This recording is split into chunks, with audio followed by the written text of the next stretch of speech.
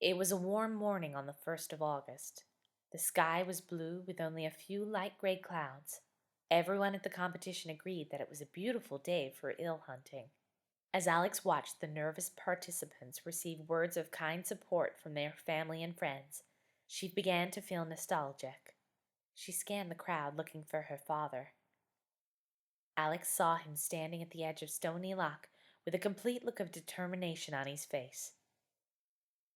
"Good luck," Alex commented, appearing behind her father.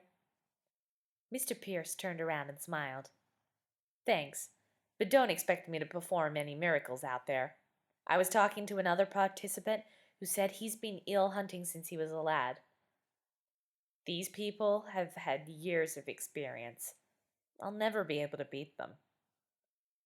"Win or lose, you should be proud of your effort you've put into this competition. And you know as well as I do that you're a fierce competitor, no matter what the game is." "Thanks, Alex." "Will all the competitors please line up at the red ribbon?" a man with a strong Scottish accent said into the microphone. "The first annual eel catching competition is about to begin." Alex gave her father a reassuring smile before he joined the other competitors at a large red ribbon. "Ready?" the announcer shouted, once all the participants were lined up at the edge of Stony Loch. "Get set. Go!" Alex had to suppress a laugh as 25 men jumped excitedly into the loch. Cheers and words of encouragement were being shouted by the spectators. Alex even found herself cheering with all the excitement. 30 minutes was the allotted time for the first round. After 5 minutes, the cheers began to die down. Now, everyone waited anxiously on the embankment. The first person to emerge from the water was a man who looked like he was in his 50s. He proudly carried a large eel. The eel squirmed awkwardly on the scale before being released into the water.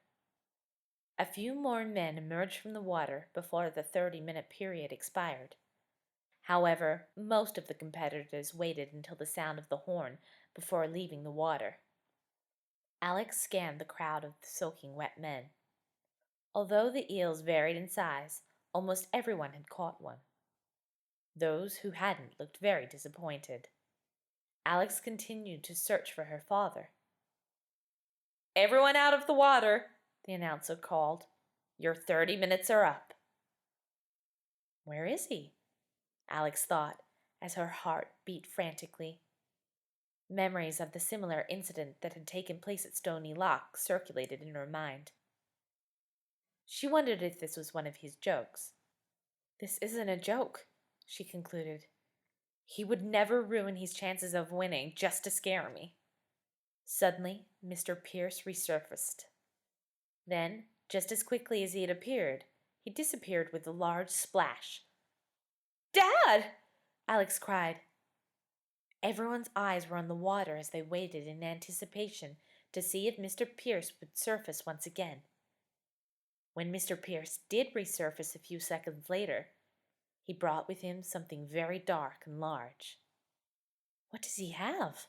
a woman asked. Silence overcame the crowd as Mr. Pierce struggled towards the shore with the unidentified thing. "My gosh!" a man cried. "He's carrying the largest eel I've ever seen." Alex's mouth dropped open as she realized what the man had said was true. "He needs our help," another man shouted. Many of the competitors jumped into the water and swam towards Mr. Pierce in the large eel. Within minutes, Mr. Pierce, along with 7 other men, pulled a 15-foot eel from the loch. "Are you all right?"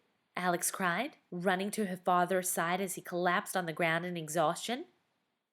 Mr. Pierce nodded as he motioned for Alex to help him onto his feet. She pulled her father up and supported him as they fought through the crowd of people who gathered to see the large eel. They soon had an excellent view of the eel. Everyone stared at the eel in awe. People snapped pictures as the eel let out an earth-shattering cry and wiggled uncontrollably on the ground. Although Alex was disgusted by the slimy gray eel, She felt sorry for it. The eel opened its yellow eyes wide and looked at her. Its eyes were an entrance into its terrified and pained state. Suddenly, a large net was thrown over the eel. "No!" Alex yelled amid the eel's cries. "Tighten the net!"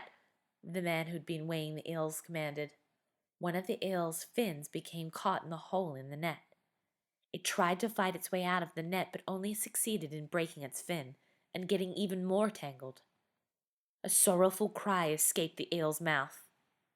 "Take that net off that eel immediately!" Alex demanded. "Move the eel to the truck," the man called while ignoring Alex. "My father caught the eel. It belongs to us," Alex protested. "Let it go." The man stared at Alex in a challenging manner. "The eel was found in Stony Loch. It belongs to no one." Alex was about to reply to the man's comment, but didn't have the opportunity as she heard her father moan. She turned around to see her father lying on the ground. Alex ran to his side to find him looking pale and breathing heavily. "Somebody call an ambulance," Alex pleaded. "I'll call for help," a concerned bystander said as he retrieved his cell phone and then dialed 3 numbers. As Alex waited for the ambulance to arrive, she overheard men discussing how to transport the eel into captivity.